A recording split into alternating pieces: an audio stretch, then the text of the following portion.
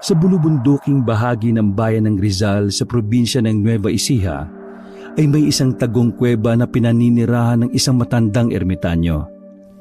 Siya ay si Tatay Cardo na kahit matanda na ay makisig pa rin at ni hindi man lang umuugod-ugod ang pangangatawan.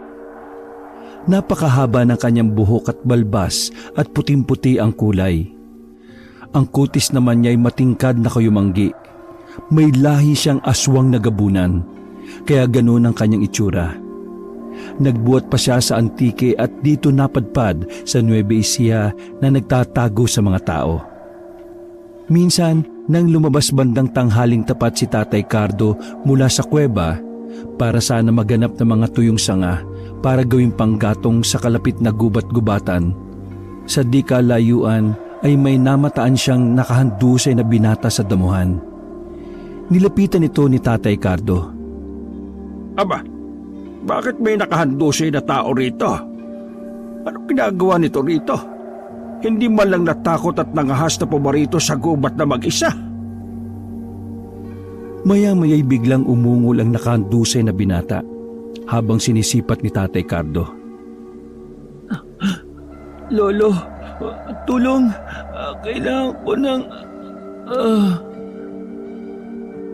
At kapag kuwa'y naputol ang gusto pa sanang sabihin ng binata dahil tuluyan na itong nawala ng malay.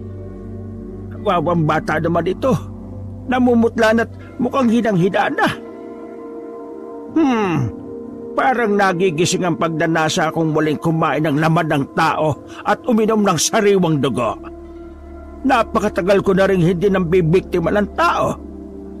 Ito na lang yata ang gawin kong pananghali at panghapunan mamaya. Parang hindi naman matanda si Tatay Cardo nang walang anumang buhatin niya ang walang malay na binata at pasanin sa kanyang balikat. Pagkaraan ay sumibad siyang parang kidlat pabalik sa kanyang tagong kuweba sa gilid ng bundok. Sa loob ng madilim-dilim na kuweba'y inilapag niya ang binata sa isang malapad na pahaba at lapad na bato. Teka, ano kaya ang sadya ng binatang ito sa gubat? Kanina'y nangungusap ang kanyang mga mata habang nagsasalita. May kung anong gustong hilingin sa akin. Tama. Hindi ko ito maaaring patayin. Isa pa, parang pamilyar sa akin ang amoy ng dugo ng taong ito eh. Mananatili ang aking panatang kahit kailan ay hindi na ako titikim ng tao. Mananatiling mga hayop lamang ang titikman ko. Gamit ang espesyal niyang kapangyarihan bilang isang gabunan ay sinalat ni Tatay Cardo ang noo ng binata. Makalipas ang ilang minuto ay muling nanumbalik ang malay tao nito. Ngunit pagkakita kay Tatay Cardo ay natakot na ang binata. Para bang noon lang nito napagtanto na kakaiba pala ang itsura ng inaakala niyang isang lolo. Sino kayo? Nasaan ako? Anong lugar ho ito? Narito ka sa aking kuweba, iho. Hindi ako isang pangkaraniwang tao tulad ng inaakala mo. Pero huwag kang matakot sa akin. Wala akong balak ng masama sa iyo. Bagkus handa pa nga akong tulungan ka. Ano ho ba kayo? Isa ho ba kayong engkanto? Lamang lupa? Alien? Hindi. Hindi ako isang engkanto o lumang lupa o alien. Mabuti pa huwag mo nang alamin at baka matakot ka lang sa akin. Baka siyang sadya mo iho at mag-isa kang napadpad sa gubat sa labas. Hindi mo ba alam na delikadong tao sa gubat na ito? Alam ko kung mapanganib ang gubat na ito. Pero kasi kailangan kong makahanap ng halamang gamot para ho sa mga magulang kong may malubhang sakit eh. Ayaw ko silang mawala sa akin. Dahil mahal na mahal ko po sila eh. Kahit rinu ako may sakit. Naubos to yung kabuhayan namin sa pagpapatingin sa mga albularyo sa barangay namin. Nakakadismaya ho dahil mga mukhang pera na ho sila eh. At ginagatasan na lang ho kaming mga mahihirap na walang sapat na kakayahan na makapanggamot sa mga ospital. Pati ho mga formula ng mga halamang gamot nila'y mahal. At ayaw ko ho nilang ituro kung paano maghalo-halo. Kaya napilitan ho akong magsariling sikap sa paghahanap ng formula. Ay, ganun ba iho? Napakaswapang at napakasasama naman pala ng mga albularyong yan. Mabutit na lamang ko ang sitwasyon mo at sitwasyon sa baryo ninyo sa kamay ng mga albularyong yan. Hayaan mo iho at tutulungan kitang pagbayari ng mga albularyong yan. Sa papanong panahon ninyo sila pagbabayarin, Lo, mahirap din ho silang kantiin dahil may kapit din ho sila sa barangay official sa amin. Madalas ho nagsasabuatan sila para makontrol kami mga mahihirap Tawagin mo na nga lang pala akong Tatay Cardo, iho. Kung tungkol sa paraang gagawin ko, huwag mo nang alalahanin yon. At tulad ng sinabi ko sa iyo, isa kong hindi pangkaraniwang tao. Ako ang bahala sa masasamang mga albularyo sa baryo ninyo. Oh? Ano ho ba talaga kayo? Pwede ko ho bang malaman, Tatay Cardo? Alam mo ba kung bakit mapanganib sa lugar na ito ng gubat-gubatan? Walang taong nakakakita sa akin ang nananatiling buhay. Kaya walang nakakaalam tungkol sa akin at ang tagong kuwebang ito. Anong ibig niyong sabihin? Mamamatay ang sinumang taong makakita sa inyo? Bakit ho ako? Bakit buhay pa ho ako? Buhay ka pa dahil gusto kitang tulungan. Lalo na ngayon, nalaman ko ang sitwasyon mo at ang inyong baryo. Ngayon hahayaan kitang mabuhay. Ngunit sa 3 kondisyon. Anong kondisyon? Una, huwag kang matatakot sa akin. Ikalawa, walang dapat makaalam ng tungkol sa akin liban sa iyo. At ang ikatlo, sa oras na ipaalam mo sa iba ang tungkol sa akin, papatayin kita 10 ng buo mong angkan sa karumal-dumal na paraan. At siya nga pala, isa akong gabunan. Gabunan? Hindi ho ba kayo nagbibiro? Mukha ba ako nagbibiro? O baka gusto mong ipakita ko sa iyong totoo kong anyo? Naku, huwag na ho. Kaya ho pala, purong puti ang inyong buhok at balbas. At kaya ho pala, ganyan ang kutis nyo. Pero, paano ako makakalabas dito? Kailangan ko na makauwi sa amin Tatay Cardo. Baka kung napano na yung mga magulang ko. Ano nga palang pangalan mo, iho? Abdon ho. Abdon ho ang pangalan ko. Pwede ba akong sumama sa inyo, Abdon? Gusto ko lang malaman kung ano ang sakit ng mga magulang mo.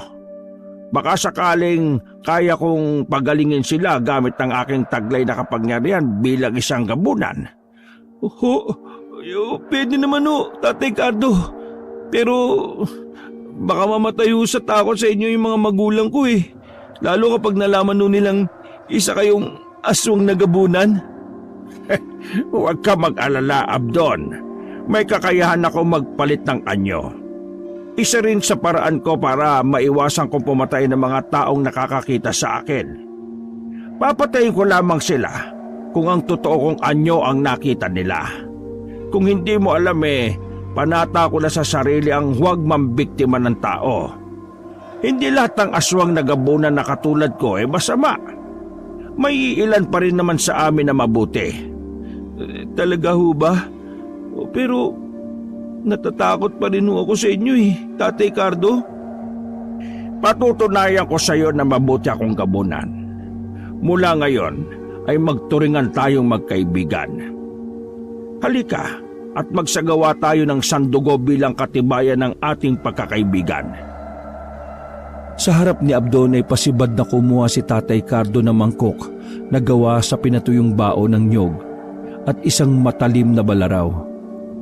Inilapag ni Tatay Cardo ang mga ito sa ibabaw ng malapad na batong dating kinahihigaan ni Abdon. Ganun na lang ang pagkagulat ni Abdon sa nasaksihang sobrang bilis na pagkilos ni Tatay Cardo. Ganyan ba talagang isang gabunan kong kumilos, Tatay Cardo? Simbilis ng kidlat? Oo, iho. Kaya kung balak mo kong patayin, mahihirapan ka. Higit pa sa karaniwang aswang lamang ang isang gabunan. Marami pa akong espesyal na kakayahan. Ngunit, hindi ko pa maaaring sabihin sa iyo ngayon.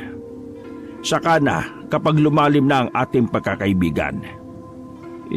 Tatay Cardo, o pwede ba ninyong ibahagi ang ilang parte ng inyong kapangyarihan sa isang tao? Oo, maaari. Pero ang bagay na yan hindi basta-basta. May mga kondisyon sa pagsasali ng kapangyarihan at mga kwalifikasyon na kailangang taglayin para ito'y maging matagumpay. Bakit? Gusto mo bang bahaginan kita ng aking mga kapangyarihan? Ha? Kung pwede lang ho sana eh. Sawa na ho kasi akong inaapi-api lang kaming mahihirap na mga taong nakakataas sa amin. Parang gusto kong iparamdam din sa kanila kung paano maging isang api-apihan eh. Tignan natin balang araw, iho. Malay mo, makita kong magiging kwalipikado kang salinan sa paglipas ng panahon. O siya, simulan na natin ng sandugo.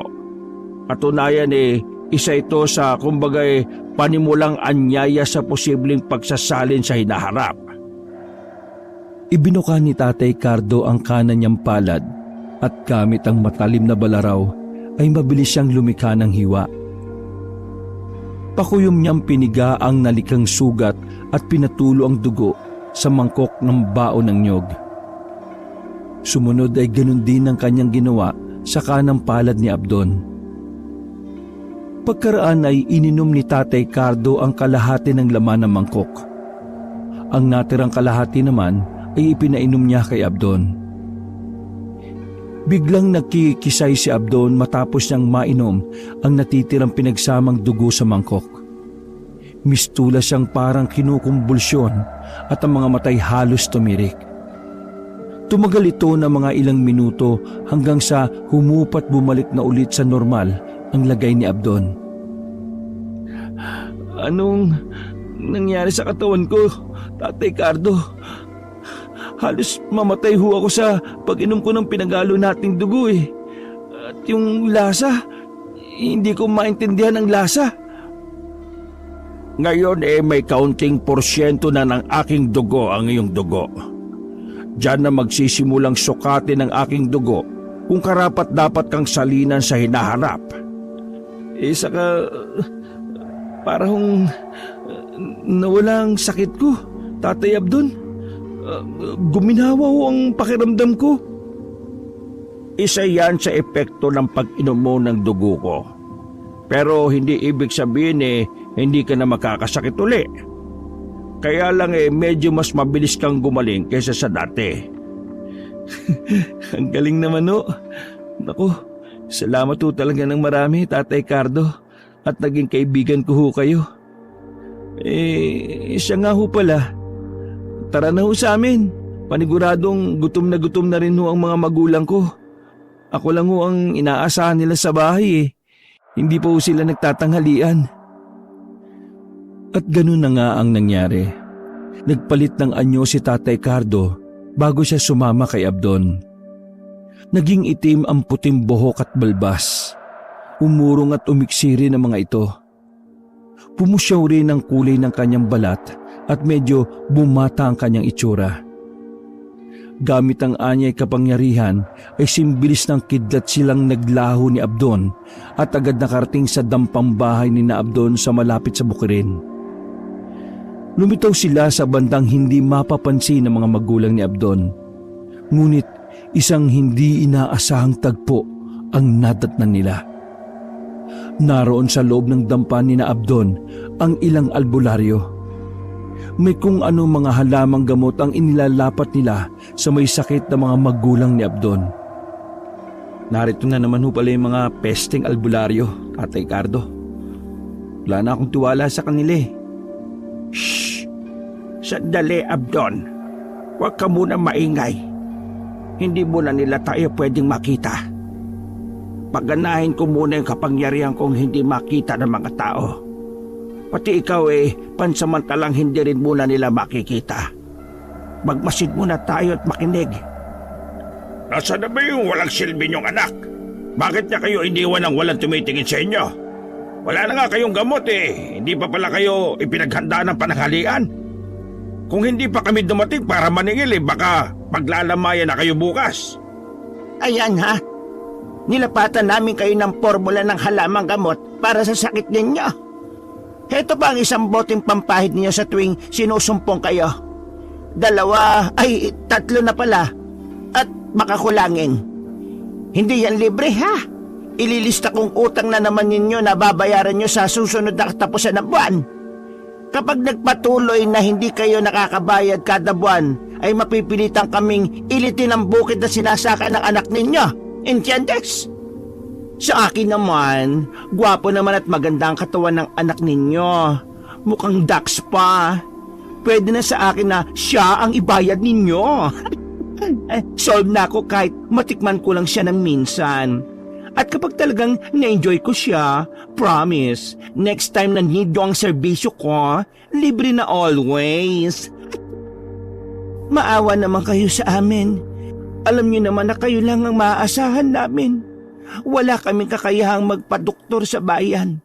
Saka walang-wala rin kami. Saka huwag niyong sasalingin ang anak ko. Hindi ako makakapayag. Baka pwedeng saka na kami magbayad kapag nakabawi na kami at makaluwag-luwag. Ang tanong kailan pa kayo makakabawi? At talagang nangangarap pa kayong aasenso balang araw? Nako Imelda, sa panahon ngayon, ang mahirap ay lalong humihirap. Bakit mo? Kasi nandito kaming nakakaangat at tuntungan lang kayo ng mga paan namin. Ang sama naman ng tabas ng dila mo. Sa bagay, ano ba namang aasahang lalabas sa bulok na dila kundi puro kabulukan? Balang araw, yang dila mo rin na magpapahamak sa'yo. Abahoy! Islaw, lantang kalabaw. Kung makasagot kay parang may sapat ka pang lakas para labanan kami Baka isang tadyak ko lang sa'yo magpantay na ang mga paa mo. Ano, maghahamon ka? Tama na kayo. Sige na, gawin nyo na ang mga maibigan ninyo kung hindi kayo takot sa karma. At hinihiling ko na sana, huwag mabaliktad ang sitwasyon natin balang araw. Pero kahit mabaliktad, hindi ko pa rin gagawin ang tulad ng ginagawa nyo sa amin. Dahil may takot kami sa Diyos. Ay nako, Imelda, huwag mo nga mabanggit-banggit ang Diyos dito. Isaksak mo sa kokote mo na walang Diyos. Dahil kung meron, bakit ang sama na kalagay ninyo ngayon? Nasaan siya? Bakit hindi niya kayo tinutulungan na Ber? Tang mag-asawa talaga na ito. Ay naka, pigilan niyo ako at gustong-gusto ko na talagang ingod-god ng mga pagmumukha nila sa tae ng kalabaw. Sa puntong yon, hindi na nakapagpigil si Abdon. Tatangkay na sana niyang sugurin ng 3 albularyo nang mawala ng invisibility na pinaggana sa kanya ni Tatay Cardo. Ngunit mabilis si Tatay Cardo. Inunahan niya si Abdon. Sing bilis ng kidlat niyang dinala ang 3 albularyo sa isang bahagi ng gubat na maraming mababagsik na bubuyog. Sinalat niya ang pugad ng mga bubuyog at pasibad na iniwan ang mga albularyo roon. Ang kawawang 3 albularyo ay walang nagawa kundi magsisisigaw ng saklolo habang kumakaripas ng takbo. Dinumog sila ng galit na mga bubuyog. Ay Diyos ko, saan na tayo? Ay, bakit bigla tayo napadpad dito? Bakit ang daming bubuyog? Nanang ko pa! Ay naku, aray ko! Oh my gosh! Gadaming bees! Ang flashlock ko! I cannot! Oh! Ay, Nako, may sa engkanto yata ang pamilya nila Islao. Tingnan nyo, bigla na lang tayong napadpad dito. Aray ko, lang yung bubuyog na mga ito Aray, nako magsitakbo na tayo. Samantala, pabalik sa dampa sina Abdon. Abdon anak, nariyan ka na pala. Mabutit dumating ka na. Ang mga pesteng albularyo, pumarito na naman sila habang wala ka. Sinamantala na naman nila kami anak. Kailangan na natin gumawa ng paraan anak. Kung kailangan natin gumamit ng dahas, siguro'y panahon na. Sumusobra na ang mga albularyong yon. Masama silang ehemplo sa iba. Kaya pati yung ibang albularyo gumagaya na rin sa kanila. Hayaan nyo, inay, itay. Ako ang bahala sa mga yon. May isa po akong kaibigan makakatulong ko para may pagiganti ko kayo. Habang nagsasalita si Abdon, ay lumitaw muli si Tatay Cardo sa bandang likuran niya. Hindi yun napansin ni na Imelda at Islao. Naramdaman ni Abdon ang presensya ni Tatay Cardo kaya napabaling siya rito. Heto na pala siya, inay, tay, ang kaibigan ko.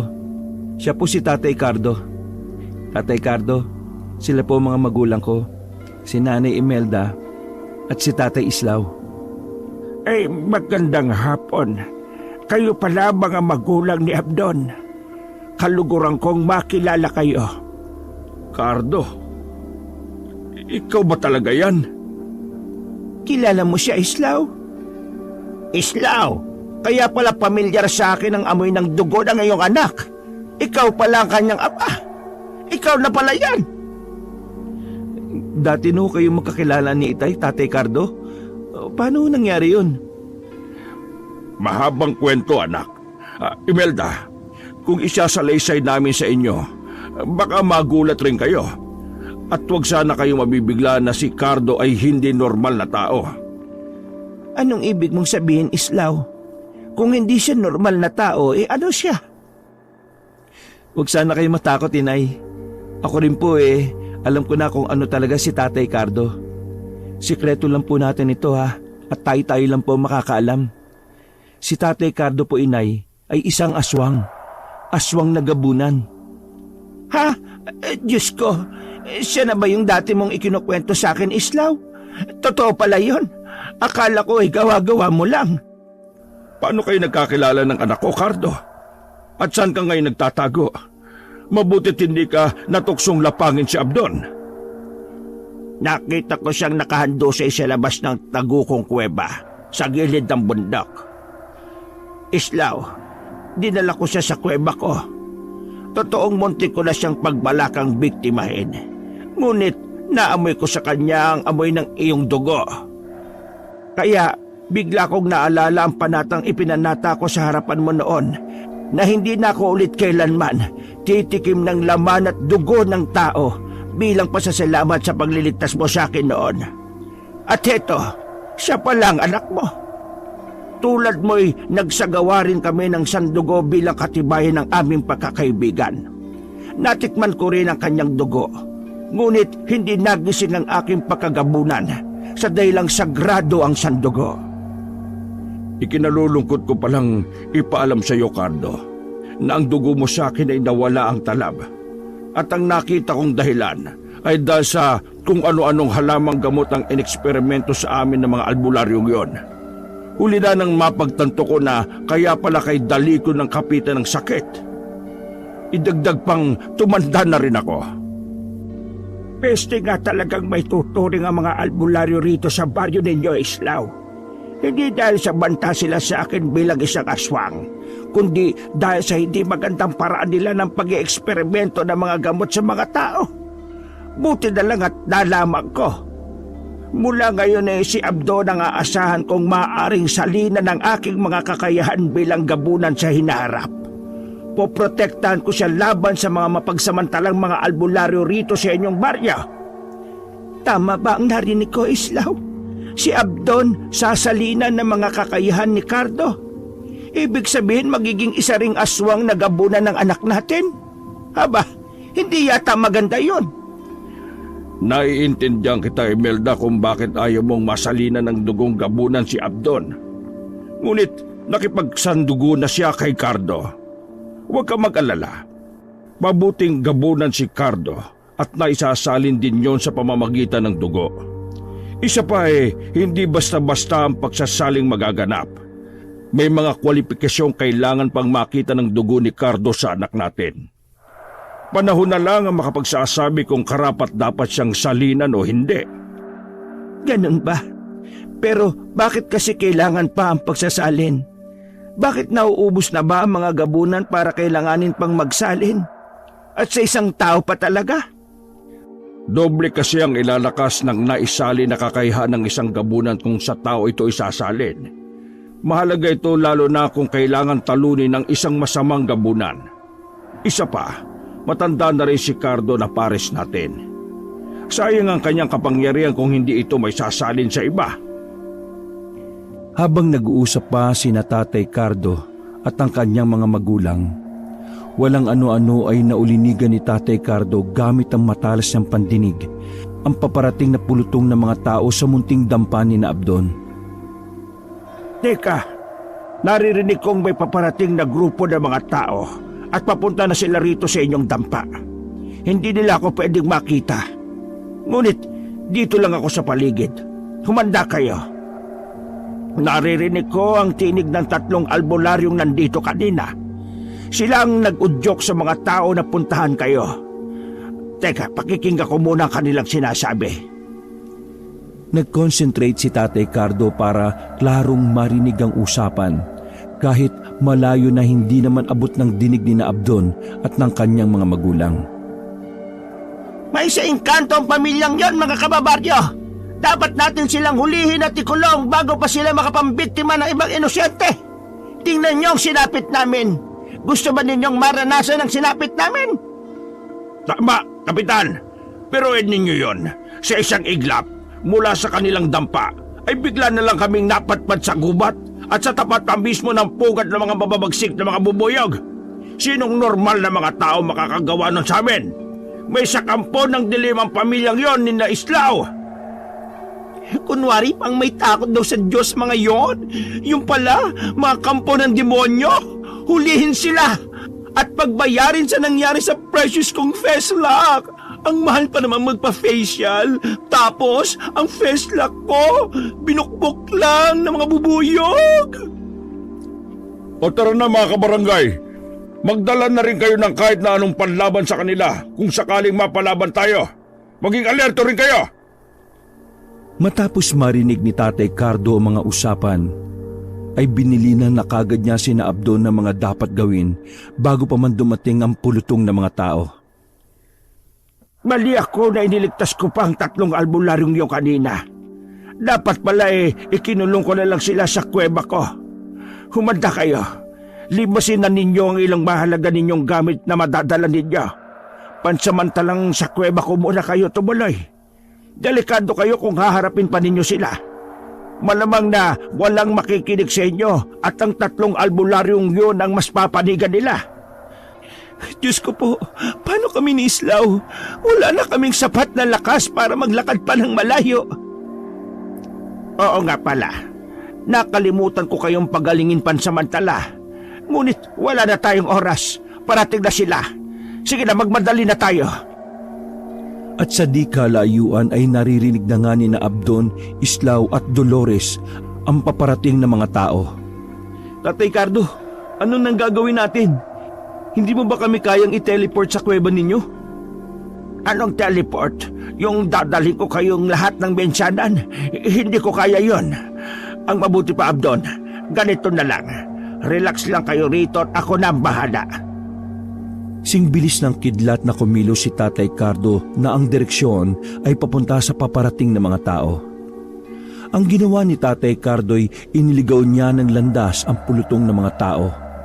Ginaya niya ang kakayahan ng isang tikbalang.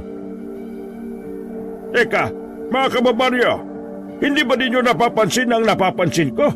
Kanina pa tayo naglalakad papunta kina Kaislaw. Kanina'y malapit na tayo, hindi ba? Oo nga, Kapitan.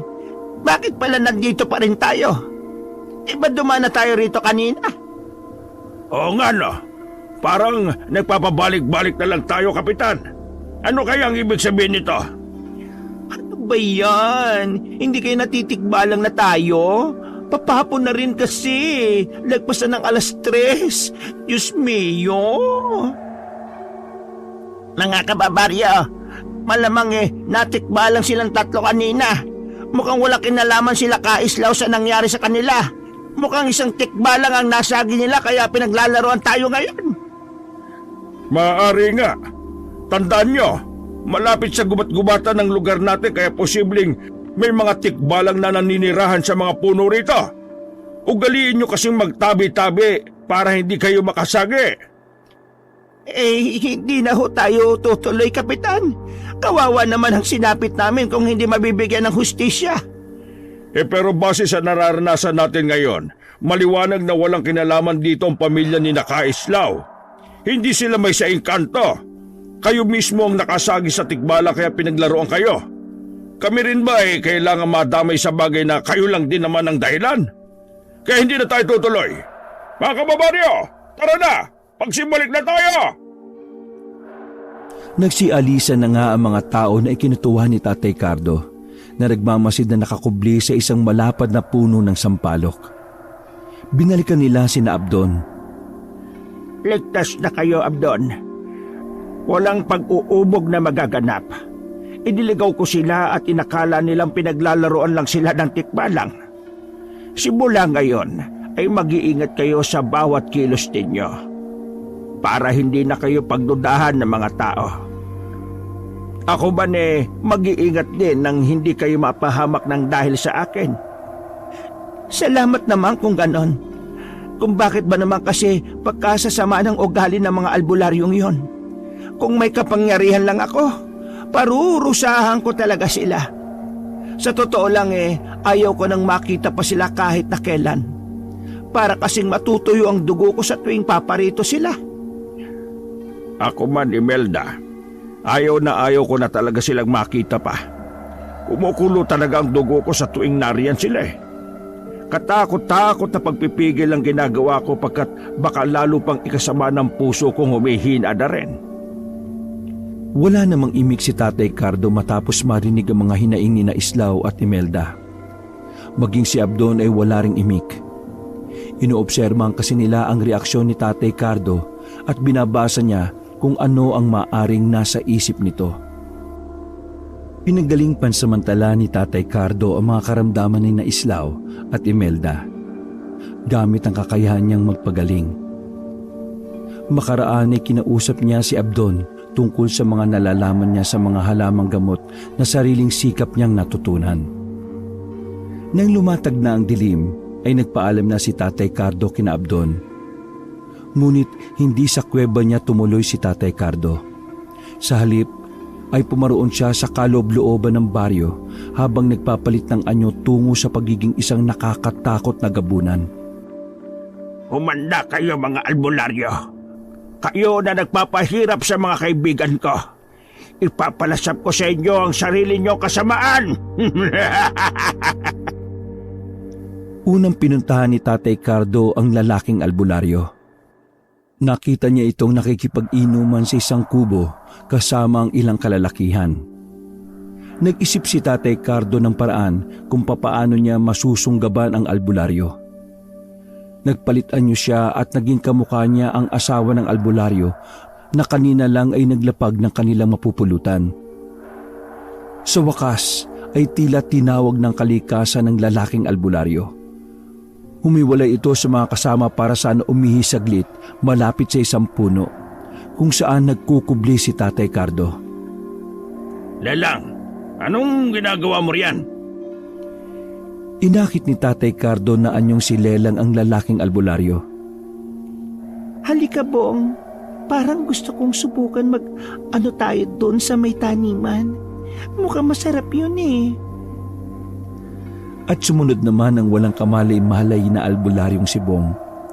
Ngunit doon nasing bilis ng kidlat na tinangay ni Tatay Cardo ang albularyo habang mahigpit niyang binusalan ang bibig nito gamit ang malapad niyang palad.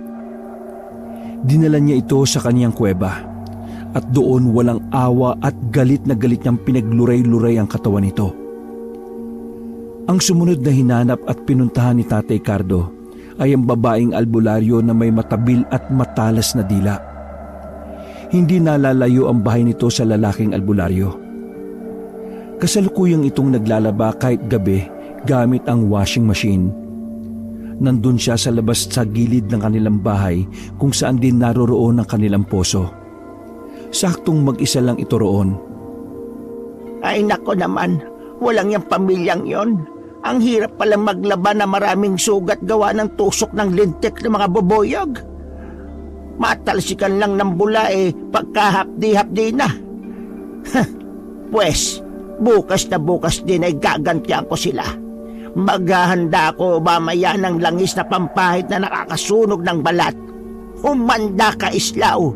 Humanda ka, Imelda. Humanda ka... Ngunit hindi na naituloy ng babaeng albularyo ang pangalan ni Abdon nang tangin siya ni Tatay Cardo at dinala rin sa kanyang kuweba. Nakita ng babae ang gutay-gutay at dugo ang katawan ng lalaking albularyo nang bitawan siya ni Tatay Cardo. Nang makita rin ito ang nakakatakot na anyong gabunan ni Tatay Cardo, ay umalingaw-ngaw sa loob ng kuweba ang tili nito. Aswang! Aswang! Tulong! May aswang! Dahil sa nakaririnding ingay nito'y hindi na nakatiis si Tatay Cardo. Mabilis niyang sinunggaban ng babae sa leeg. Iniangat sa ere at walang sabi-sabing dinukot niya ang dila nito mula sa nakanganga nitong maluwag na bibig sa malakas na binaltak. Kasamang lumabas sa bibig ng babae ang mga bituka nito kasunod ang pagbulwak na masaganang dugo. Hindi pa nakontento si Tatay Cardo. Malakas pa niyang ibinalibag ang wala ng buhay na katawan ng babae. Tumama ito sa parting batong haligi ng kuweba at nagkalasog-lasog. Nama si kaibigang Islaw. Ang dila rin ng babaeng ito ang magpapahamak sa kanya. Ngayon wala nang matalim na dilang manghahamak sa mga kaibigan ko. At ang huling hinanap ni Tatay Cardo ay ang bading na albularyo. Katulad ng lalaking albularyo, bandang una ay nakita niya rin ito na nakikipag-inuman. Ngunit mga bagets ang kainuman nito at kaharutan. Nang umihipan samantala ang isang gwapong bagets, ay ginamitan ito ni Tatay Cardo ng pampawala ng malay tao, sa kanya kinopya ang itsura nito. Hindi naman nahirapan si Tatay Cardo dahil sinundan pala ng bading na albularyo ang umihing gwapong bagets na balak sanang pagsamantalahan. Wala itong kamalay-malay na aswang na pala ang kanyang kaharap. Mabilis ulit na tinangay ni Tatay Cardo ang bading na albularyo at dinala muli sa kanyang kuweba. Hoy, saan mo ko dinala? Bakit ang dilim? Aba, mukhang game ka ha? Ngunit pagkaharap ng bading na albularyo sa inaakala niyang bagets ay nanlaki at namilog ang mga mata nito. Oh my gosh! Isweng! Saklaw-law! Isweng ha! Tulungan me! Tulungan me! Ngunit sa minalas-malas ay walang sino mang makakarinig sa malakas na tili ng bading na albularyo. Liblib ang lugar ng kuweba. Idagdag pang medyo kulob ito. Ang kaawa-awang bading ay walang tigil na pinaggutay-gutay ni Tatay Cardo ang katawan gamit ang kanyang matatalas na mga kuko. Nagkalat at umago sa sahig ng kuweba ang mga pira-pirasong laman at masaganang dugo. Nang sumunod na araw ay nabalita sa buong baryo ang pagkawala ng 5 katao. Kasama na nga roon ang 3 albularyong brutal na pinaslang ni Tatay Cardo. Nagdagdag pa siya ng 2 masamaring mga albularyo para hindi magduda ang mga tao at ibaling ang sisi sa pamilya ni na Abdon. 5 araw pa ang lumipas at patuloy pa rin hinahanap ang mga nawawalang albularyo. At dito na nagsimulang mabahala ang pamilya ni na Abdon. Islaw, hanggang ngayon pala ay hindi pa rin nahahanap yung 3 albularyong kinaiinisan natin. Alam mo bang nagsisimula na tayong pagdudahan ng mga kababaryo natin? Baka raw may kinalaman tayo sa pagkawala ng mga albularyo. Bakit naman tayo mababahala kung wala naman tayong ginagawa? Kung ano man ang nangyari sa kanila, ay karma na nila yon dahil sa kasamaan nila. Ang totoo, Islaw, ang anak natin si Abdon ang pinaghihinalaan nila. Saka, teka pala Islaw, hindi kaya may kinalaman dito ang kaibigan ninyo ng anak mo? Yung gabunan ba yon? Lihim na nakikinig si Abdon sa usapan ng kanyang mga magulang. Nang maisingit ng kanyang ina ang tungkol kay Tatay Cardo, ay dali-dali siyang lumabas ng kanilang bahay para puntahan si Tatay Cardo. Lingid sa kaalaman ni Abdon ay may isa palang binatang patagong nagmamanman sa kanya. Maingat itong sumunod sa walang kamalay-malay na si Abdon hanggang sa makarating siya sa tagong kuweba ni Tatay Cardo. Nagtago ang binata sa mga palumpo ng mga halaman nang pumasok si Abdon sa isang lihim na lagusan sa gilid ng paanan ng bundok. Samantala, sa loob ng kuweba, Oh, Abdon, bakit napasugod ka sa kuweba ko? Meron bang hindi magandang nangyari sa mga magulang mo? may kinalaman ka ba, Tatay Cardo, sa pagkawala ng mga albularyo sa baryo namin? Ano ang ginawa mo sa kanila? Oo, Abdon. Pinatay ko sila bilang ganti sa kanilang kasamaan. Ipinakita ni Tatay Cardo kay Abdon ang mga bakas ng dugo sa sahig ng kuweba. Makikita rin ang ilang buto ng tao at naroon din ang 5 bungo ng kanyang mga biktima.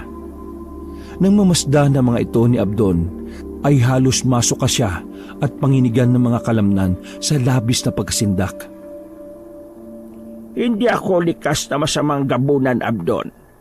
Ngunit masakit sa akin na nakikitang naghihirap ang kalooban ng aking mga kaibigan nang dahil sa kasamaan ng mga albularyong yan. Nang marinig ko ang mga hinaing ng mga magulang mo nang dahil sa kanila'y nalipos ako ng matinding galit, kaya nagawa ko silang pagbayarin sa kanilang masasamang ginagawa. Naiintindihan naman ho kita, Tatay Cardo. Pero may hindi magandang konsekwensya ang inyong ginawa eh. Alam niyo ho bang ako ang pinaghihinalaan ng mga tao sa amin na may kinalaman sa pagkawala ng 5 albularyo? Mainito ako ngayon sa kanilang mapagmasid na mga mata. Sa sinabi ni Abdon ay hindi nakaimik si Tatay Cardo.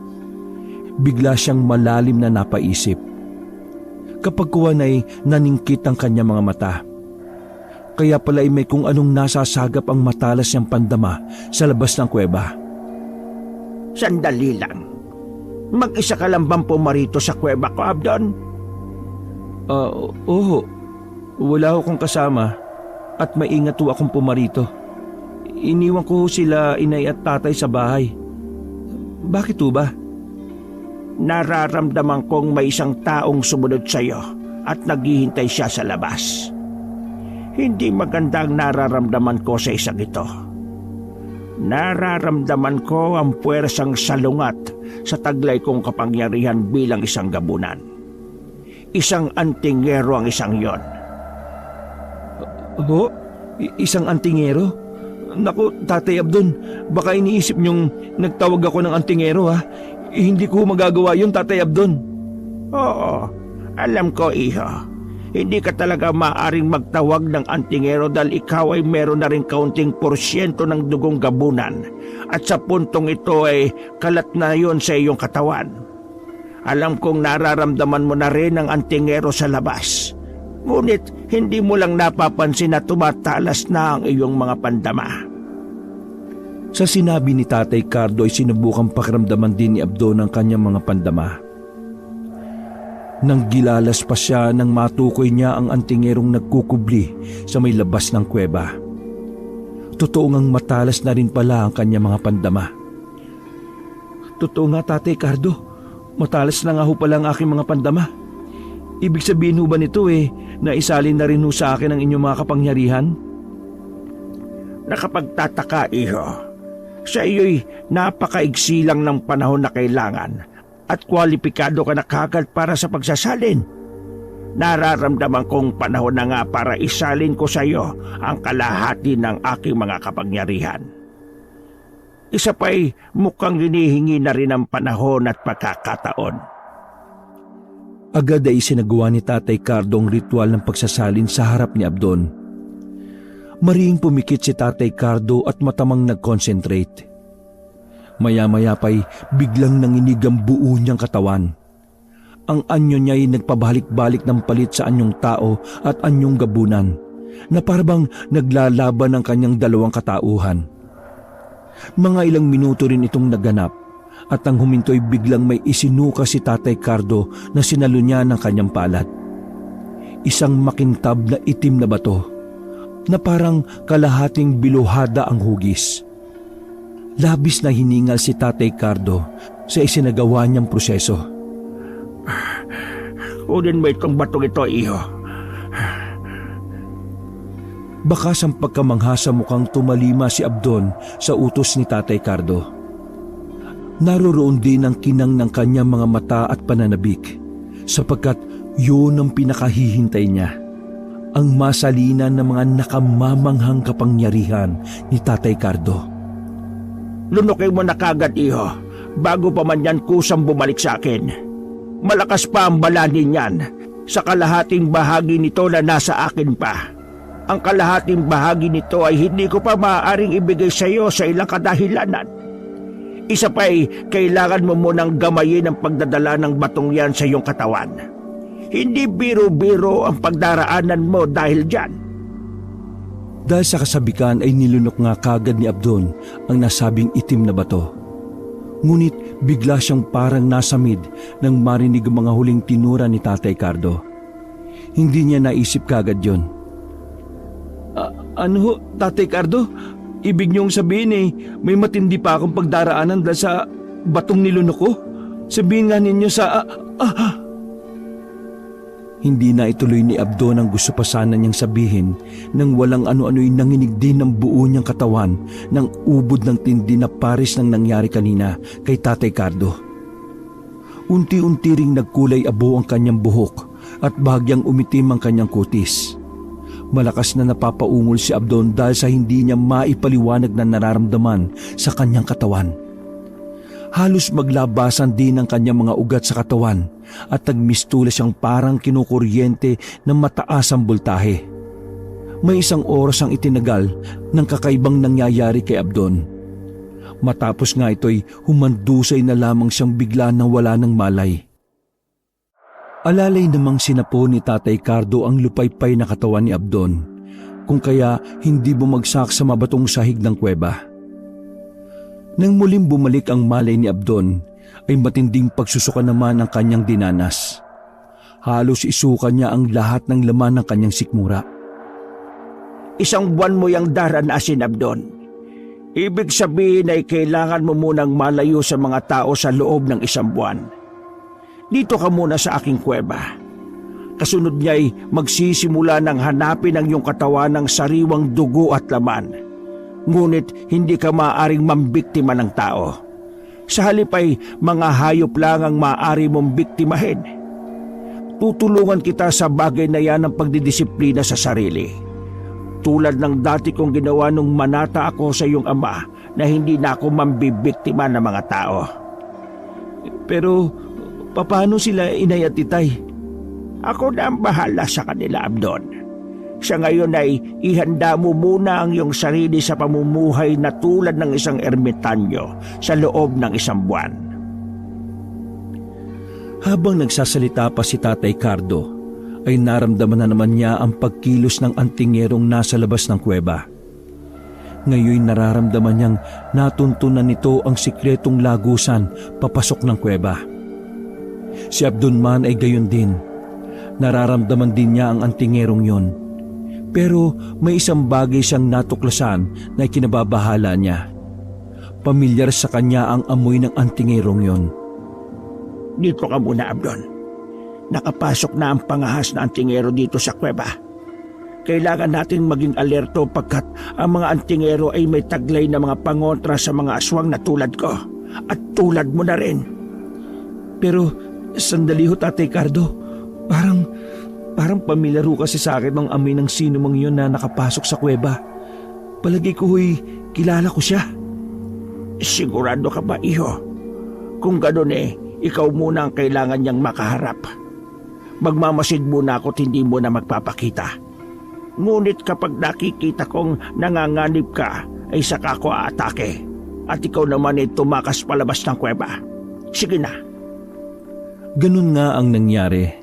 Si Abdon ang humarap sa antingerong ingat na pumasok sa looban ng kuweba.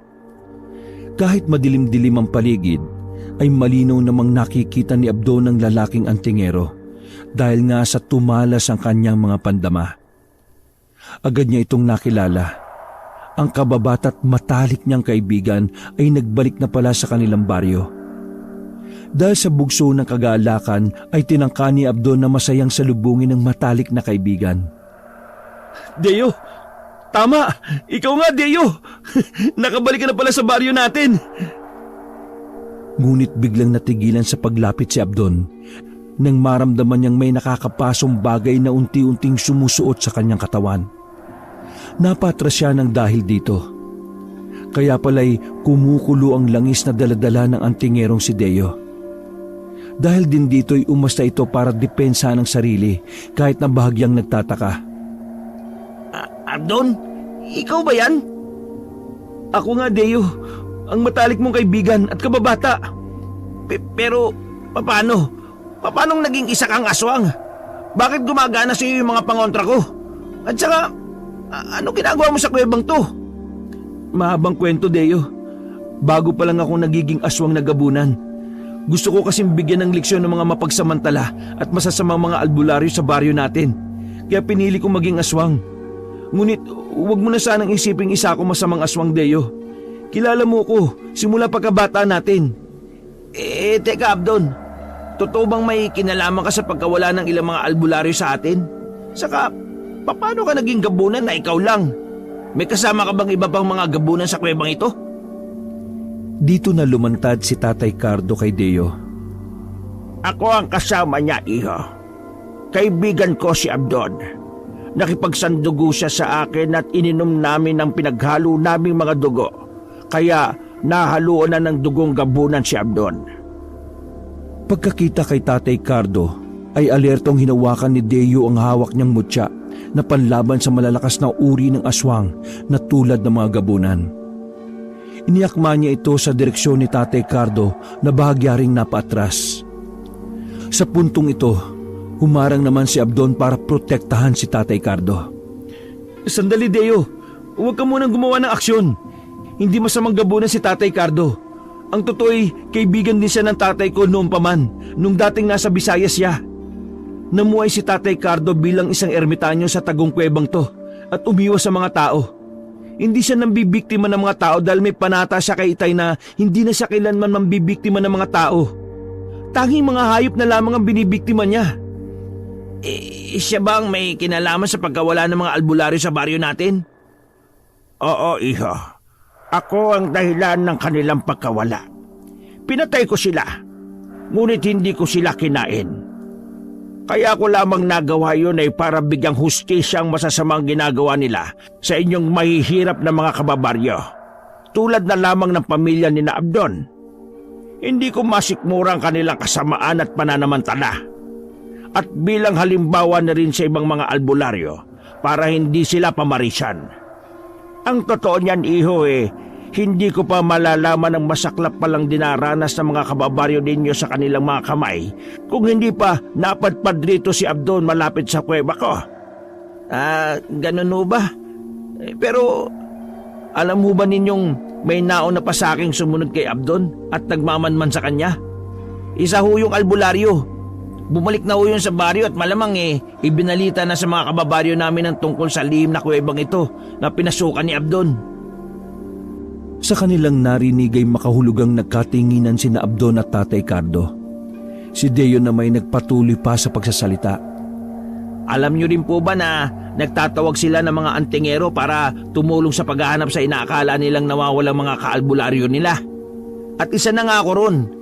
Mabuti na lang at sinundan ko ang albularyong bumuntot kay Abdon. Kung hindi hindi ko pa malalaman ang punot dulo ng lahat. Tatay Cardo, ano nang gagawin natin? Malamang paparito sila sa kuweba at uumugin tayo. Makukulong tayo at masusukol sa kuwebang ito. Makakaya ho ba natin ang pinagsanib na puwersa ng mga albularyo at mga antingero? Hindi biro-biro mga antingerong kinalap nila, Abdon. Mahirapan kayong kalabanin sila. Tatay Cardo, ano ang plano natin? Matamang nag-isip si Tatay Cardo. Nagpalipat-lipat ang matiim niyang mga titig kina Abdon at Deo. Kay Deo mas nagtagal ang kanyang titig na parabang tinatansya niya ito. Hindi mapagamay ang pagiging isang gabunan, Abdon. Kung mas napaaga sana ang pagkakagamay mo rito ay makakaya natin silang labanan. Hindi pa tuluyang nagigising ang dugong gabunan sa sistema mo. Ngayon ay kailangan natin ng tulong. Kailangan natin ng tulong nitong kaibigan mo. Oh, ako? Pero paano ko kayo matutulungan? Ang kakayahan ko ay kontra sa inyong kapangyarihan bilang isang aswang. Tama ka, iho. Pero hindi mo ba alam na may kapangyarihan din ng isang gabunan tulad ko na kumopya ng ibang mga kapangyarihan at kakayahan? Yun ang natitirang nasa akin na hindi ko pa naisasalin kay Abdon. Ibig niyo bang sabihin balak niyong kopyahin ang kapangyarihan ni Deo bilang isang antingero, Tatay Cardo? Oo, Abdon. Tama ang iyong iniisip. Madali lang ang proseso kung papayag si Deo. Gagamitin natin ang makukopya nating kapangyarihan mula sa kanya na pangontra rin mismo sa mga antigero. Wala akong problema sa akin, Tatay Cardo, kung gusto niyong kopyahin ang mga kapangyarihan ko bilang antingero. Tapat ako sa kaibigan kong ito. Simula pa man nung bata pa kami. Alam ko rin nung mapagkakatiwalaan ko rin kayo kung paanong nagtiwala sa inyo si Abdon. Salamat, Deo. Salamat talaga ng marami, kaibigan ko. May isang bagay lang akong inaalala, Tatay Cardo. Ngunit ang sasabihin pa sana ni Cardo ay mabilis na pinutol ni Tatay Cardo. Hindi na yun mahalaga, iho. Wala na tayong sapat na panahon para isipin pa yon. Nararamdaman ko nang kumikilos na sila patungo rito. Kailangan na nating magmadali. Wala namang nagawa si Deo kundi ang mapailing na lang sa gustong mangyari ni Tatay Cardo. Palihim niyang pinaglipat-lipat ang matamang mga titig sa matandang ermitanyo at sa kanyang kaibigang si Abdon. Nakadama siya ng kaunting awa sa kaibigang halata sa mga mata na may malalim ding iniisip.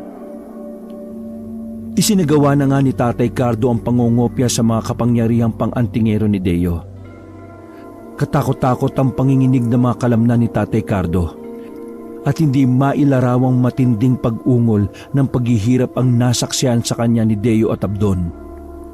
Halos umusok din ang buong katawan ni Tatay Cardo, kasabay ng tila nagre-rebelding pagpapalit anyo niya tungo sa pagiging isang gabunan. Nagtikwasan ang kanyang mga mahahabang puting buhok. Bahagya rin siyang umangat sa ere at pagkadakay mabilis na umikot na parang trumpo. Kasunod nito'y may mga tila maliliit na kidlat na nagbuhat sa umiikot na si Tatay Cardo. Natapos ang proseso nang huminto ang pag-ikot ni Tatay Cardo sa ere. Lupaypay na bumagsak siya sa sahig at unti-unting bumalik sa anyo niyang tao. Nang bumalik ang malay tao niya'y bigla siyang nagsuka ng dugo kasama ang isang makintab na kulay puting bato na umuusok pa. Ang hugis nito ay kapares ng itim na batong ibinigay dati ni Tatay Cardo kay Abdon. Malamang ay yun ang kalahating bahagi ng bato na nakay Abdon. Abdon, kunin mo ang puting bato at itago mo. Magsisilbing proteksyon mo yan laban sa mga antigero, pati na sa mga albularyo. Pero bakit kulay puti ho ito? Naging puti dahil sa kapangyarihang pang-antingero. Mahigpit kong ibibilin sa iyo na hindi mo muna pwedeng lunukin yan hanggat hindi mo pa nagagamay ng lubusan ng pagiging isang gabunan. Sa ngayon proteksyon mo muna yan laban sa mga antigero at albularyo na mangangahas na saktan ka. Magsisilbi mo ring pananggalang yan para hindi nila maramdaman na isa kang gabunan. Pero paano ho kayo, Tatay Cardo? Wala nang natirang bato sa inyo. Hindi ko matatanggap to. At balak sanang ibalik ni Abdon ang puting bato kay Tatay Cardo, ngunit pinigilan siya ng huli. Nasa akin pa ang aking bato, Abdon. Ang nasa iyo'y kopya lamang, pero singlakas at katulad lang din ang nasa akin. Kaya huwag mo kong alalahanin. Sigurado ho ba kayo, Tatay Cardo? Paano kung... Naudlot ang pagsasalita ni Abdon nang marinig nila ang kumusyon sa labas ng kuweba. Nariyan na sila, Abdon. Mukhang buong baryo na yata ang pumarito at hindi lang ang mga antingero at mga albularyo. Anong gagawin natin? Paano tayo makakalabas ng kuwebang ito? Tatay Cardo, anong gagawin natin? Sa may bukanan ng kuweba ay maririnig ang usapan ng ilang antingero at albularyo at ilang mga taga-baryo. Sandali mga kababaryo, hindi tayo pwedeng basta-basta pumasok. Hindi pa natin sigurado kung ano talaga ang Abdon na yon. Hindi ko mawari ang nadedetekta ng aking mutya. Parang may kung anong humaharang na kakaibang puwersa. Anong puwersa? Baka naman peke ang taglay mong mutya. Sayang lang ang ibinayad namin sa inyo kung ganon. Anong peke? Peke ang mga mutya namin? Sa totoo lang ay may kakaibang puwersa talagang nanggagaling sa loob. Ngayon ko lang naengkwentro ang ganitong puwersa. Mahirap ipaliwanag. Mga kapwa kontingero, ganun din bang nararamdaman nyo sa puwersang nagbubuhat sa loob? Tama ka, kapatid. Sa kapakaramdam ko rin hindi talaga tayo makakapasok ng mga antingero. Parang patulak ang puwersa mula sa loob Kayo mga albularyo, baka kayo ang pwedeng makapasok. Anak ng, kami ba talaga ang pauunahin ninyo? Wag pala kayo mga antingero kayo Mukhang nagsasabi naman sila ng totoo. Kilala ko sila ng mga mahusay talagang mga antingero. Kaya nga sila ang tinawag ko O siya, ako na lang ang magpapatiuna sa loob. Marami naman tayong dalang makabuhay at mga langis na pangontra ng mga aswang at mga antingero, tama? Sige na, tayo na nga mauna. Total, hindi rin naman kumukulo ang mga langis natin Tara nang hanapin ang damuhong Abdon na yon. Malaman ko lang na may kinalaman talaga siya sa pagkawala ni Nabong at ang iba pa nating mga kaalbularyo mananugot siya sa akin. Nagpatiunang ang pumasok ang dalawang albularyo na hawak-hawak ng mahigpit ang mga dala nilang nakabotelyang mga pangontrang langis at hinugis na pulseras na mga baging na makabuhay. Nagsindi rin sila ng sulo na pang-ilaw sa madilim-dilim na looban ng kuweba. Abdon! Abdon! Alam naming nariyan ka sa loob! Nakita ka ng isa naming kasamaan na pumasok dito! Harapin mo kami at magpaliwanag ka! Malaman ko lang na ikaw ang nasa likod ng pagkawala ni na Paring Bong! Mananagot ka sa akin! Sige, huwag kang lumabas dyan! Tingnan natin kung hindi ka matusta kapag sinunog namin ang kuwebang ito! Shh! Huwag ka maingay! Nakikita mo ba nakikita ko? May 2 taong papalabas ng kuweba! Sa wakas, lumabas din ang Abdon na yan! Mga kasama! Kumanda na kayong huliin si Abdon! Pero teka, isa sa mga antingero inarkilan natin ang kasama ni Abdon. Tama, si Deo nga kasama niya. Naunaan na pala tayo ni Deo. Malamang siya ang dahilan sa pwersang nararamdaman kanina ng ibang antingero. Mga kasama, huliin na ninyo si Abdon! Siguraduhin ninyong matalian siya ng maigpit! Nang tatangkay na sanang sunggaban ng mga tao si Abdon, ay humarang si Deo. Sandali mga kababaryo! Wala ba kayo napapansin sa mga pangontra ninyo at mga mutya ninyo? Hindi aswang o kung ano man ang kaibigan ko. Kung aswang siya o engkanto o lamang lupa, di sana'y nadetekta na ito ng mga taglay niyong pangontra at mutya. Isa pa nakausap ko na siya. Wala siyang kinalaman sa pagkawala ng ilang kababaryo natin mga albularyo. Sino kung gano'n na may kagagawa ng pagkawala ni na Paring Bong? Siguro'y sina Islaw at Imelda, no? Mga kababaryo, ulihin nyo, tiga po sina Imelda at Islaw! Naroon din pala sa pulutong ang mga magulang ni Abdon. Mabilis silang sinunggaban ng mga tao. Bumuo ng bilog ang mga taga-baryo at pinagtulakan sa gitna sina Islaw at Imelda na halos mangudngod sa maalikabok na lupa. Mga wala kayong awa! Wala kami kinalaman sa pagkawala ni Nabong at iba pang mga albularyo. Sa danda naming ito na halos uugod-ugod na, Sa palagay nyo ay magagawa pa namin ang bagay na ibinibintang nyo sa amin? Oo, galit kami sa mga nawawalang albularyo na yan dahil sa pagsasamantalan nila sa kahirapan namin. Pero kahit kailan, hindi namin inisip na pagtangkaan sila ng masama. Huwag na kayong magkaila pa mga tanda. Sa inyo lang naman nagsimula ang mga kababalagang nangyari sa kanila nang putaktayin sila ng mga bubuyog. At nung minsang uumugin sana namin kayo, pero para kaming natikba lang. Pagkatapos noon bigla na lang silang nangawala ng sabay-sabay. Kaya hindi nyo kami masisisi na ang pamilya ninyo ang pagsuspecha namin. Malas kayo sa aming baryo! Tama! Tama! Malas nga ang pamilya niyo sa ating baryo! Kaya dapat na silang mabura sa ating baryo ng matahimik na tayo! Dalhin nyo rito si Abdon at sunugin sila ng buhay! Galit na sumunod naman ng mga tao. Pinagtulungan nilang gapusin ang nagpupumiglas na sina Abdon, Islaw at Imelda. Si Deo naman ay walang magawa para ipagtanggol sila. Habang nagaganap ang komosyon, ay may biglang napasigaw. Asawa ko! Ang asawa ko dinagit ng aswang!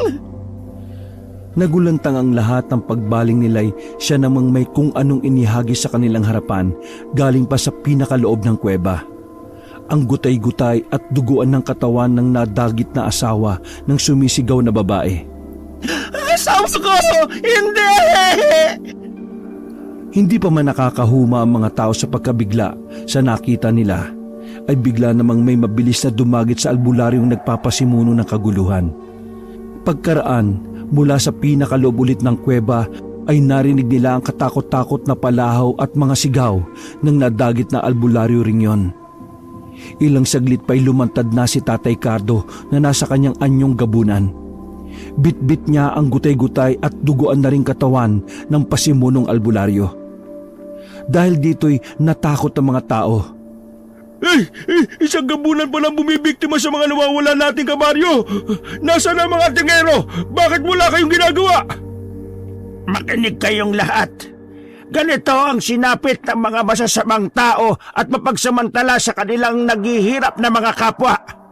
Walang pinipili ang kamay ng hustisya kapag kumilos ito. Maging ang mga aswang na katulad ko ay ginagamit nito upang pagbayarin ng mga mapagmalabis. Pakawalan niyo ang pamilya ni na Islaw sapagkat wala silang kinalaman sa pagkawala ng mga albularyo sa baryo ninyo. Ako ang may kagagawa ng lahat. Pinaggutay-gutay ko silang katulad ng isang ito. Ako ang hanapin ninyo. Ngunit kung hindi ninyo sila pakakawalan, ay mapipilitan akong ubusin kayong lahat sa baryong ito. Inihagis ulit ni Tatay Cardo sa harap ng pulutong ng mga tao ang bitbit niyang gutay-gutay na katawan ng pasimunong albularyo. Mabilis namang siyang sinugod ng mga tao at kinalagan sina Abdon, Islaw at Imelda. Si Abdon, pagkakalag sa kanya ng ipinangtali sa kanyang matibay na lubid, ay tatangkain sanang agad na takbuhin si Tatay Cardo. Ngunit kaagad siyang pinigilan ni Deo at inakay siya sa isang tabi na malayo sa pulutong ng mga tao. Bakit mo ako pinigilan, Deo? Kailangan ko ipagtanggol si Tatay Cardo. Kailangan kong kumbinsihin ng mga tao na hindi siya masamang aswang kagaya ng iniisip nila. Makinig ka muna sa akin, Abdon. May kinalaman ito kay Tatay Cardo at sa batong puti na ibinigay niya sa iyo. Ano bang meron sa kalahating batong puti? Akin na, ipakita mo sa akin. Inilabas ni Abdon ang batong puti mula sa bulsa ng kanyang puruntong na maong. Dahil sa pagkopya ni Tatay Cardo sa mga kapangyarihan kong pang-angtingero, nagkaroon ng pansamantalang telepathic field sa pagitan namin. Nag-uusap kami sa isip, Abdon. Ang batong ito, ang orihinal na batong kalahati ng itim na bato na nasa loob mo. Kopya o replika lang ang nasa kanya. Ibig sabihin ay mas mahina ang nasa kanya. At ang kapangyarihang naroon ay hihina ng hihina habang ginagamit. Ha? Paano? Ibig sabihin, hindi. Kailangan kong tulungan si Tatay Cardo laban sa mga antingero. Tatangkain sanang pumuslit ni Abdon para puntahan si Tatay Cardo. Ngunit pinigilan siyang muli ni Deo. Hindi pa tapos, Abdon. Ibiniling ka sa akin ni Tatay Cardo tungkol sa kung paanong pagaganahin ng batong puti sa loob mo kapag nilunok mo na ito sa hinaharap. Magtutulong daw tayo sa atas na maging mga tagapagtanggol ng mga naaapi sa lipunan. Ako lang daw ang may kakayahang pigilan ka kapag natukso kang gamitin sa kasamaan ang ipinamana niyang kapangyarihan sa'yo. At isa pa Hindi na pinatapos ni Abdon si Deo sa sinasabi nito. Pwersahan na siyang pumiglas para puntahan at tingnan kung ano na ang nangyayari kay Tatay Cardo sa kamay ng mga antingero. Si Deo naman ay wala nang nagawa. Ang ginawa na lang niya ay akayan sina Islao at Imelda palayo sa kaguluhang nangyayari. At para na rin hindi nila makita ang sasapitin ni Tatay Cardo. Sa bukana ng kuweba'y nasaksihan ni Abdon si Tatay Cardo kung paanong buong tapang pa rin siyang nakikipaglaban sa mga antingero kahit ang kapangyarihang taglay nito bilang isang gabunan ay unti-unti nang nanghihina. Sige, tapusin na ninyo ang matandang gabunan na yan para wala ng mga haspang mambiktima sa ating mga kababaryo. Ibuhos nyo na ang lahat ng mga kapangyarihan nyo. Sige, ibuhos nyo lahat. Pero sinasabi ko sa inyo, may babangon pang bagong lahi pagkatapos ko. Isang bagong lahing mas makapangyarihan pa sa akin na kahit mga antingerong tulad ninyo'y wala nang magiging panama. At siya, sila ang magiging tagapagtanggol ng mga naaapi at maglalapat ng hustisya sa mga nasisiil. Wala na, tanda! Huwag ka nang mangarap! Masakit umasa sa walang katiyakan! Paano pag may susunod sa'yo? Buburahin ka na nga sa mundo sa oras na ito! Ala, sige mga tigero! Tuldo ka na ninyo ang hiniga ng salot na ito! Pinagsanib puwersa na ng mga antingero ang kapangyarihan ng kanilang mga mutya laban kay Tatay Cardo. Si Abdon naman ay walang magawa. Kahit pilitin niyang sugurin sana para pigilan ng mga antingero, ay para namang may malakas na puwersang biglang pumigil sa kanya. Kaya pala'y puwersa yun ng kalahating batong puti na nasa kanyang bulsa. Ito ang kusang pumipigil sa kanya. Gusto rin sana niyang sumigaw ngunit pati tinig niya ay ayaw lumabas. Mistula siyang nasa isang panaginip. Nakikita niya ang masaklap na mga nangyayari ngunit wala siyang magawa. Sa huli, natuklasan na lamang ni Abdon na may isang nakasisilaw na kidlat na inilabas ang mga nagsanib puwersang mga antingero at mabilis na tumama ito sa tapat mismo ng puso ni Tatay Cardo. Nagkikikisay ang buong katawan ng kaawa-awang si Tatay Cardo na bumubulwak ang masaganang dugo sa kanyang bibig. Habang unti-unting napapaluhod hanggang sa tuluyang malukmok sa lupa. Sa wakas, wala nang salot na gagambala pa sa ating baryo mga kababaryo. Naipagiganti na rin natin ang sinapit ng ating mga kapatid na albularyo. Salamat sa ating mga antingero. Salamat sa inyong lahat! At nagsigawan sa kagaalakan ng mga tao. Pagkatapos nito'y isa-isa na silang nagsialisan sa lugar na yon. Ang tanging naiwan na lamang ay sina Abdon, Deo at ang mag-asawang Islao at Imelda. Sabay-sabay nilang nilapitan ang wala ng buhay na si Tatay Cardo. Tatay Cardo, bakit sa ganito nauwi ang lahat? Hindi ko matanggap, Tatay Cardo! Tatay Cardo! Isa siyang napakabuting gabunan, anak. Isinakripisyo niya ang kanyang buhay para sa atin. Napakabusilak po ng puso niya.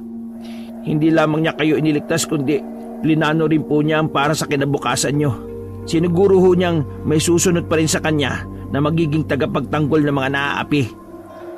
Isinakripisyo niya ang kanyang kapangyarihan para ito'y mapahusay pa at magamit ng susunod na lahi. Tahan na, Abdon, anak. Mula ngayon, alam kong ikaw na ang papalit sa papel ng iyong Tatay Cardo. Nagtiwala sa sayong hinding-hindi mo siya bibiguin.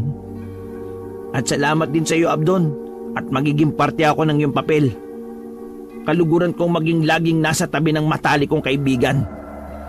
Ipinapangako ko ring hindi ko bibiguin si Tatay Cardo sa mga inihabili niya sa akin. Sa lahat ng kanyang mga narinig, ay maingat na pinangko ni Abdon ang bangkay ni Tatay Cardo. Buong pagkasabik niya itong niyakap. Pagkaraan nito'y buong lakas na sumigaw si Abdon. Tatay Cardo!